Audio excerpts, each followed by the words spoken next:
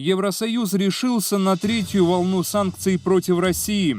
Ее масштабы пока мало сравнимы с цунами, которое 16 июля обрушилось на экономику РФ со стороны США. Но главы Содружества европейских государств ударили по самому слабому, а точнее самому сильному звену особо приближенных к Путину. Как сообщает агентство Bloomberg, в расширенный черный список попадает глава ФСБ Александр Бортников. Кроме того, санкции бьют по главе Чеченской республики Рамзану Кадырову, руководителю службы внешней разведки Михаилу Фродкову и секретарю Совета безопасности Николаю Патрушеву. В целом, клуб обладателей черной метки пополнился 15 друзьями Путина. Но персоналиями постпреды ЕС не ограничились.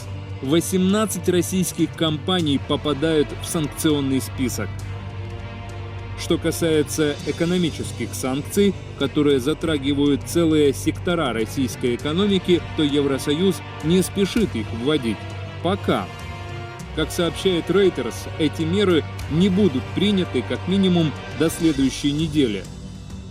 Еврокомиссия может ограничить Россию в получении некоторых энергетических и промышленных технологий, в частности, технологии разработки арктического шельфа. Отметим, что среди предложенных Европейской комиссией и главами МИДов стран ЕС мер оружейное эмбарго и запрет на экспорт продукции двойного назначения, которая может использоваться как в гражданских, так и в военных целях. Плюс к этому страны ЕС рассматривают возможность введения запрета покупать долговые обязательства и акции крупнейших российских банков с госучастием. Напомним, 17 июля США ввели дополнительные санкции против промышленных и нефтяных компаний РФ. Но эти меры не умерили кремлевских аппетитов в отношении Донбасса.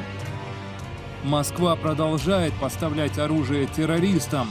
Поэтому санкции, которые ударят по благосостоянию обычных граждан России, из разряда теории перерастают в ранг неизбежности.